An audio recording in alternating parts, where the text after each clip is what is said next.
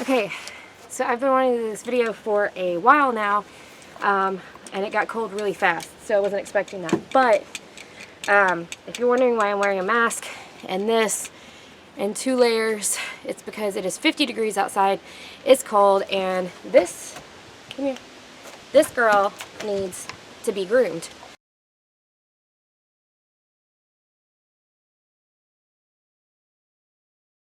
So we are going to use the tools of the trade and go ahead and trim her, or like brush her out, because her winter coat is coming in and she's a Pyrenees, and so she's dropping fur like crazy, which is why I'm wearing this, to keep all of the floof out of my dreadlocks as much as possible, except like back here, and then the mask to keep it out of my face and my nose, because Pyrenees have very downy coats underneath, so they have like the guard hairs, which are here, come here. Which are like these, so they're very long guard hairs. Here. Oh, get back here, you. Come here. They've got the guard hairs, and then they've got like this thick, very thick, very soft undercoat. It's very cottony, and some people are even breeding Pyrenees to have that cottony coat, which it's okay, but they don't need to be outside as much because they're not going to have the guard hairs. So right now what I'm doing is I'm just going to go through her with my rake, and this does not hurt her at all. What's really interesting is these twirl. Like each of these little things, they twirl. So they're rotating as they're going through the coat. All it's doing is grabbing that undercoat. They're not sharp.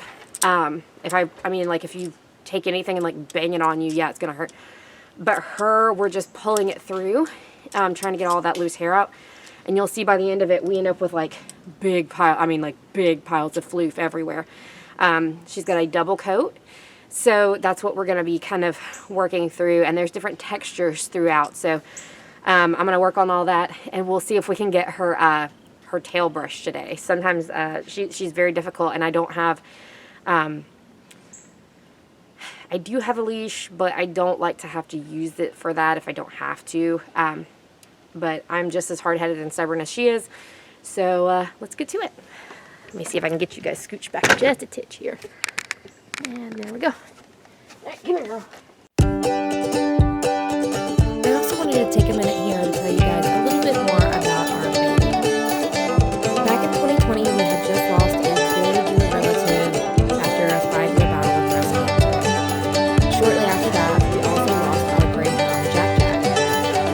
We were very upset, and our hearts were really aching, especially mine. We had just gotten 2 cats, and they were wonderful and lovely in their own way. But there's just something about a dog that brings this happiness, this joy, this carefreeness to the home. And we just were missing that. So we had actually put in a few applications to adopt, and the thing that happened was when we had put those applications in, I figured since it was 2020, it was going to take a long time for it to process. You know, maybe they didn't have all of their staff in at the time and different things like that. Well, within 4 hours of putting in that application, they contacted us, asked us what it was about the breed that we liked, why we had decided that a Great Pyrenees seemed like a good fit, so on and so forth. So they immediately put us into contact with one of the volunteers who helps set up the interview process and all these other things for adopting a Great Pyrenees. Shortly after that, we were told that, okay, now it's time just to wait for the right dog to come along and we'll match the dog to you. We gave it a week or so. I kept scanning through their website, seeing what different dogs had come in for adoption.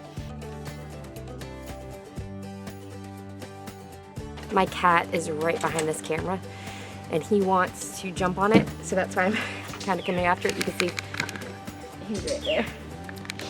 So, yeah, okay. Anyway, so I'll get a shot of the different hair textures for you guys in just a few minutes. But look, I've been brushing for like a half a second and it's already come off. And come to find out, all of a sudden, Bailey's sweet little face popped up on my screen. And the second that I saw her, something in my heart was just like, that's it, that's your dog. Her face was so sweet, and I'll show you guys some pictures here. But she was so sweet, and we were so excited. And I tried really hard not to fall immediately in love with this dog, but I did. I immediately reached out to our volunteer who was assisting us with this adoption. And I told her, look, this dog sounds perfect for us. We're so excited. We would really love to meet her. And she says, oddly enough, there's actually two. She's one of them, and there's another one that I want you guys to meet. So if you guys could come up here on Saturday, we would love to introduce you to her and see if you guys would be a good match. So that's exactly what we did. We drove up there one Saturday. It was about a 2-hour drive to get there. And we met her, and we were actually really lucky because the other one had been adopted just before we were able to get up there. So it was just perfect timing for us. Bailey immediately, as soon as we saw her, came running over, laid down on her little belly, and wanted loves. That tail was wagging so excitedly. So we took her home that day. She's been a wonderful blessing ever since. And I think that you can see in some of these pictures just how much she really loves being a part of our family.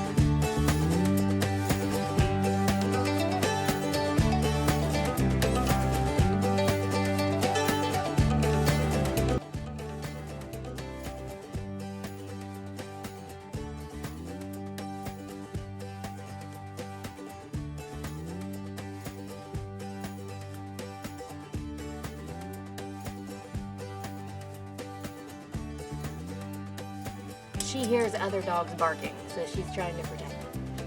You trying to be a protector? Oh, please.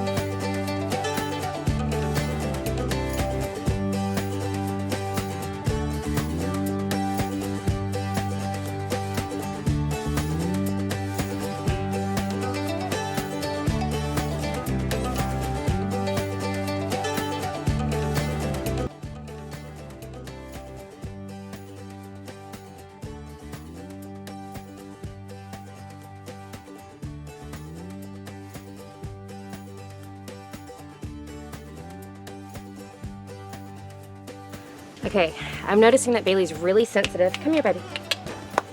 Come on, Bailey, come here. Come on. She's really sensitive in like her sanitary area, so I want to show you why she's like fighting me there, because she usually doesn't do that. Okay, Bailey.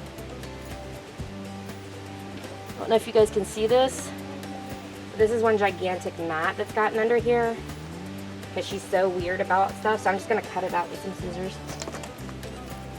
There we go.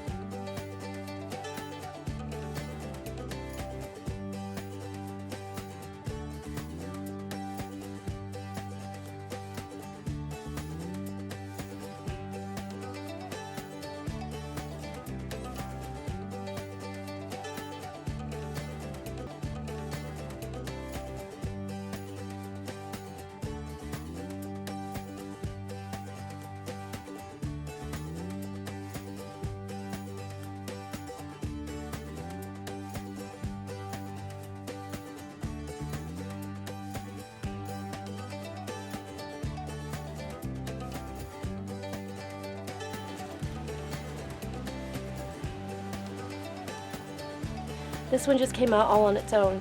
So this is what I'm talking about. She's dropping so many like balls of fluff.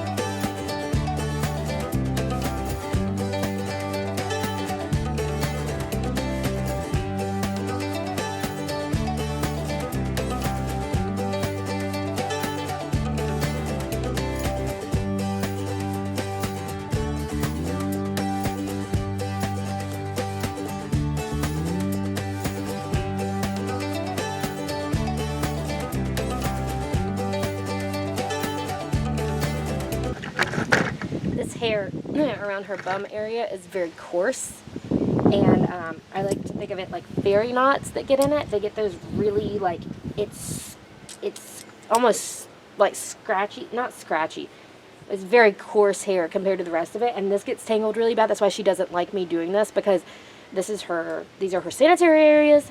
This is her tail. Her tail has that same texture to it, so I do the best that I can to get it all out. And then I kind of just hand pick a lot of it just so that she's not quite so sensitive. So that's why she's pushing me away. Yes, I know.